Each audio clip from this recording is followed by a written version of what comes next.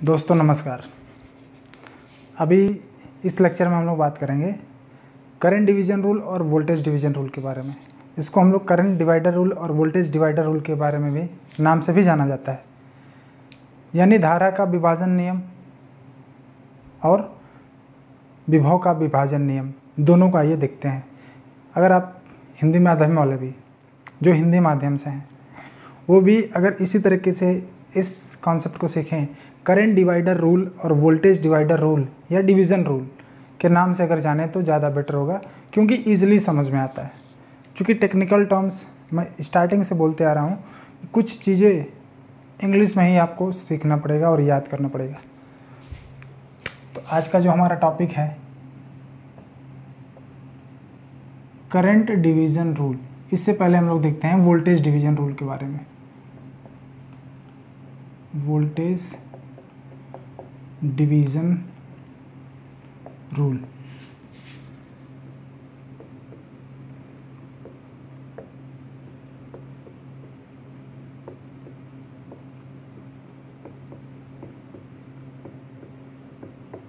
विभव विभाजन नियम, आइए इसके बारे में सीखते हैं। देखिए, जो वोल्टेज डिवीज़न रूल होता है ये हमेशा सीरीज सर्किट्स पे ही एप्लीकेबल होता है, पैरेलल सर्किट्स पे एप्लीकेबल नहीं होता है। पैरेलल सर्किट्स पे क्या एप्लीकेबल होता है? Voltage division rule, current division rule.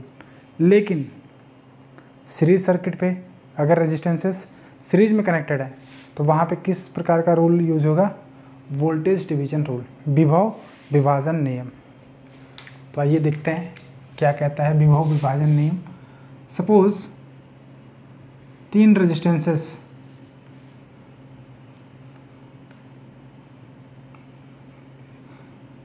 n number of resistances are connected in series with a voltage V। माना n संख्या के प्रतिरोध श्रेणी में कनेक्टेड हैं एक वोल्टेज सोर्स V से। इसका मान R1, इसका मान R2, इसका मान R3, इसी तरह इसका मान Rn, राइट। ओम्स लॉ इसमें लगेगा। तो देखिए, जैसा कि हम सीख चुके हैं कि इन सबके सापेक्ष वोल्टेज क्या होगा? अलग अलग होगा। क्यों? क्योंकि सीरीज में कन्वर्ट है, सीरीज में कनेक्टेड है। V1, V2, V3, इसी तरह इसका क्या होगा? Vn। तो यहाँ पे V इज इक्वल टू क्या हो जाएगा बताइए? V इज इक्वल टू होगा V1 plus V2 plus V3 dot dot dot plus Vn होगा। सिंस वी नो डैट, जैसा कि हम जानते हैं I इज इक्वल टू क्या होता है? V by R। तो यहाँ पे V क्या है? वोल्टेज सेम है, इसमें एक मत धारा प्रवाहित होगी, एक करंट प्रवाहित होगी। तो यही करंट सबके थ्रू प्रवाहित होगी, सेम करंट सबके थ्रू प्रवाहित होगी। तो हम क्या लिख सकते हैं? I is equal to V upon R equivalent, जहाँ पे R equivalent is equal to क्या है? R1 plus R2 plus R3 plus dot dot dot कितना है? Rn तक। ये हो गया R इक्विवेलेंट। तो इसका यूज कहाँ होता है, कैसे यूज करेंगे? तो सपोज इस तरीके से कोई सर्किट दे दिया है और आपसे पूछा कि 40 रेजिस्टेंस श्रेणी में कनेक्टेड है और आपसे पूछा कि 27 R27 जो 23वें नंबर का है रेजिस्टेंस, उसके सापेक्ष वोल्टता कितना होगा, पोटेंशियल डिफरेंस कितना होगा। तो इस प्रकार के सर्किट में हम लोग वोल्टेज डिवीज़न रूल को अप्लीकेबल करते हैं, अप्लाई करते हैं, लगाते हैं। तो हम जानते हैं कि I is equal to V by R equivalent होगा, जहाँ पे R इक्विवेलेंट क्या होगा? इन सब का जोड़, R1 plus R2 plus R3 dot dot dot Rn तक। तो यहाँ से V1 इज इक्वल टू क्या हो जाएगा बताइए? I इंटू R1 होगा। V1 इज इक्वल टू क्या हो जाएगा? देखिए, V1 इज इक्वल टू क्या हो जाएगा? I into R1। तो V1 इज इक्वल टू, अब I का मान हम यहाँ से निकालेंगे। I का मान क्या है? V upon R equivalent. तो V अपान R इक्विवेलेंट किसका मान है? I का मान इंटू R1। तो यहाँ से हम V1 निकाल लेंगे, राइट। इसी तरह V2 का मान V upon R equivalent, V दिया रहेगा, R इक्विवेलेंट निकाल लेंगे, और जिसके थ्रू भी पूछेगा R2 के क्रॉस पूछ रहा है तो R2 के क्रॉस पोटेंशियल डिफरेंस निकालेंगे। इसी तरह V3 is equal to V upon R equivalent into R3, N के cross VN V upon R equivalent into RN। इस तरीके से हम लोग निकालते चले जाएंगे। आप इसमें न्यूमेरिकल वैल्यू रख के भी देख सकते हैं।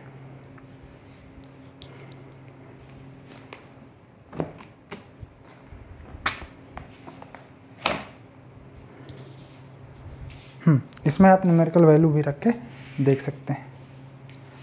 तो इसी कड़ी में आगे हम लोग देखते हैं करंट डिवीजन रूल, धारा विभाजन नियम। सिंपल कॉन्सेप्ट है और इसी को आपको देखना है। सिंपल कॉन्सेप्ट है, कभी कभार क्वेश्चन पूछ लेते हैं इस पे एग्ज़ाम में। अगर डिप्लोमा के सेमेस्टर एग्ज़ाम की बात करें तो इस टॉपिक को आपसे 5 नंबर में पूछा जा सकता है। मैंने कहा पूछा जा सकता है, कम उम्मीद है कि आएगा, लेकिन इस टॉपिक पे केवीएल और केसीएल के साथ साथ थ्योरम्स के न्यूमेरिकल काफ़ी स्ट्रिक्टली सॉल्व हो जाते हैं, काफ़ी आसानी से सॉल्व हो जाते हैं। कुछ थ्योरम्स हम रूल क्यों पढ़ते हैं, ताकि कुछ ऐसा कॉम्प्लिकेशन होता है जिनमें हमें रूल्स को फॉलो करना होता है। तो हम देखेंगे करंट डिवीजन रूल के बारे में। करंट डिवीजन रूल, धारा विभाजन नियम। आइए इसको सीखते हैं। काफ़ी आसान है, एकदम प्यार से, काफ़ी आसानी से सीखते हैं। देखिए, जो धारा विभाजन नियम है यानी current divider rule. Current divider rule हमेशा पैरेलल सर्किट पे, समांतर परिपथों पे अप्लाई होता है। तो एक समांतर परिपथ बनाते हैं यहाँ पे।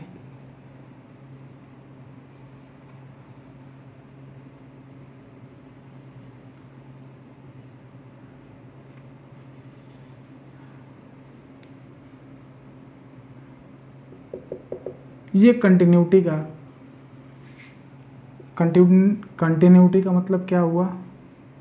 कंटिन्यूटी का मतलब ये लगातार परिपथ आगे तक गया है। इसमें एक करंट सोर्स I लगा हुआ है, ये R1 है, ये R2 है, ये R3 है, और ये डॉट डॉट डॉट क्या है?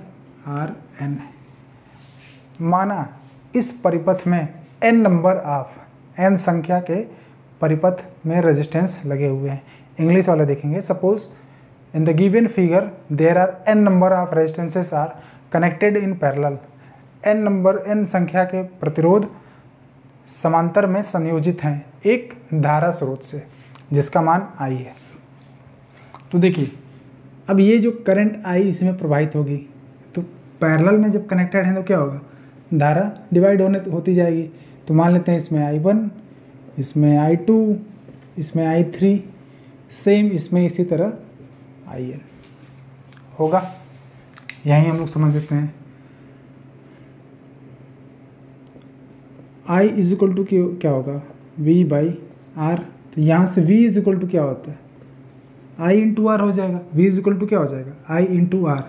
सपोज अगर इसके अक्रॉस पोटेंशियल V है, मान लेते हैं, सॉरी, यहाँ पे अगर हम करंट सोर्स ना लेके एक वोल्टेज सोर्स ही ले लें V, राइट, तो इसमें जो बहने वाली धारा है वो I है। तो यही पोटेंशियल क्या होगा? सबके क्रॉस सेम पोटेंशियल होगा। इसके क्रॉस भी V होगा, इसके क्रॉस भी V होगा। तो V क्या होगा? टोटल जो करंट इसमें एक I करंट प्रवाहित हो रही है वो भी क्या होगी? टोटल। तो R क्या होगा? R equivalent. तो V is equal to I into R equivalent, जहाँ पे R equivalent is equal to क्या है? 1 upon R equivalent is equal to 1 upon R1 plus 1 upon R2 plus 1 upon R3 plus dot dot dot 1 upon RN। Clear? इस तरीके से होगा। अब आइए इसी में और आगे समझते हैं। अगर हमें I1 इज इक्वल टू निकालना है, I1 इक्वल टू क्या हो जाएगा, I1 is equal to V/R1 होगा। I1 इज इक्वल टू क्या हो जाएगा, V/R1। तो देखिए यहाँ से हम V का मान यहाँ से पुट कर देते हैं इसमें V में, तो क्या हो जाएगा, I1 इज इक्वल टू क्या हो जाएगा बताइए, I1 इज इक्वल टू हो जाएगा I into R equivalent divided by R1। ये हो जाएगा I1 के थ्रू। सेम इसी तरह I2 इज इक्वल टू क्या हो जाएगा, I into R equivalent upon R2। इसी तरह I3 I into R equivalent upon R3।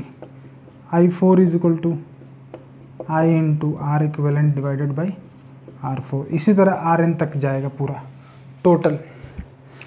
अब देखिए ये तो एक नॉर्मल कॉन्सेप्ट था, लेकिन अगर दो रेजिस्टेंस पैरेलल में दिए हुए हैं, ज़्यादातर दो रेजिस्टेंस के पूछते हैं, और इतना देख के आप थोड़ा सा कंफ्यूज हो सकते हैं। दो रेजिस्टेंसेस पहले देख लेते हैं, आपका कंफ्यूजन दूर हो जाएगा।